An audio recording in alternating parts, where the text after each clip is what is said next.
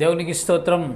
ప్రియమైన వారలారా, రక్షకుడును ప్రభు అయిన యేసుక్రీస్తు వారి నామంలో మీకు శుభములు, వందనాలు తెలియజేస్తూ ఉన్నాం. దేవుడు మిమ్మలను, మీ బిడ్డలను, మీ కుటుంబములను దీవించి ఆశీర్వదించునుగాక. ఆమెన్. God bless you. దేవునికి స్తోత్రం. హల్లెలూయా. ప్రియమైన దేవుని బిడ్డలారా, యేసుక్రీస్తు ప్రభువు వారు ఈ భూమి మీద సంచరించిన దినాలలో ఆయన అనేకమైన కట్టడలు, ఆజ్ఞలు, విధులు ఇచ్చాడండి. ఏమి చేయాలో, ఏమి చేయకూడదో, ఎలా జీవించాలో సమస్తమును మనకు నేర్పి వెళ్ళి మరలా రాబోచున్నాడండి.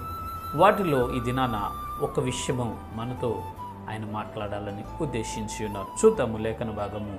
లూకా సువార్త 6వ అధ్యాయము 30వ వచనం మనము చూసినట్లయితే, నిన్నడుగు ప్రతివానికి నీ ఇమ్ము. దేవునికి స్తోత్రం. హల్లెలూయా.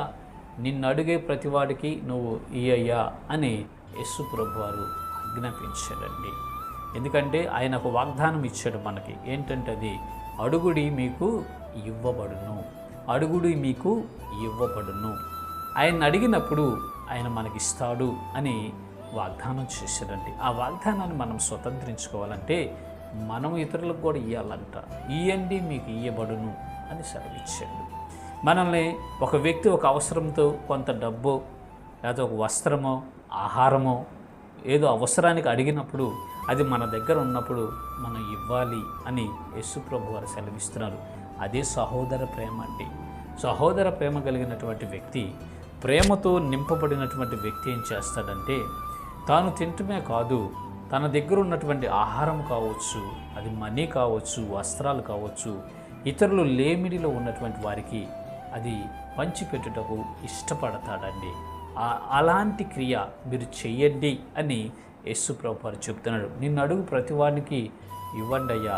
అలా ఇచ్చినప్పుడు పరలోకమందున్న దేవుడు సంతోషించి మీకు మెండైన దీవెనలు, ఆశీర్వాదాలు, సమృద్ధిని మీకు కలుగు చేస్తాడు అని యేసుక్రీస్తు ప్రభుల వారు సెలవిస్తూ ఉన్నారు. ప్రియమైన దేవుని బిడ్డలారా, మరి మనల్ని ఎవరన్నా లేమిడిలో ఉన్నటువంటి వారు వచ్చి అడిగినప్పుడు ముఖం సాటేస్తున్నామా, లేకపోతే పక్కకు తిప్పుకొని వెళ్ళిపోతున్నామా, లేదంటే వారి మీద కోపడుతున్నామా, లేదా అబద్ధాలు చెప్తున్నామేమో ఒకసారి మన జీవితాలను మనము పరిశీలన చేసుకుందామండి.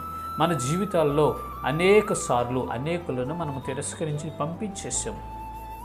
మన వద్ద ఉండి కూడా వారికి ఈయటానికి ఇష్టం లేక ఎన్నోసార్లు వాళ్ళని పంపించి వేసాము. అయితే దేవుడు మనకేమని సెలవిస్తున్నాడంటే, నిన్ను అడుగు ప్రతివానికి ఇవ్వండి అని చెప్తూ ఉన్నాడు. అప్పుడు మనము పరలోకమందున్నటువంటి తండ్రి ద్వారా అనేకమైన ఈవులను పొందుకుంటాం, అనేకమైన ఆశీర్వాదాలు పొందుకుంటాం.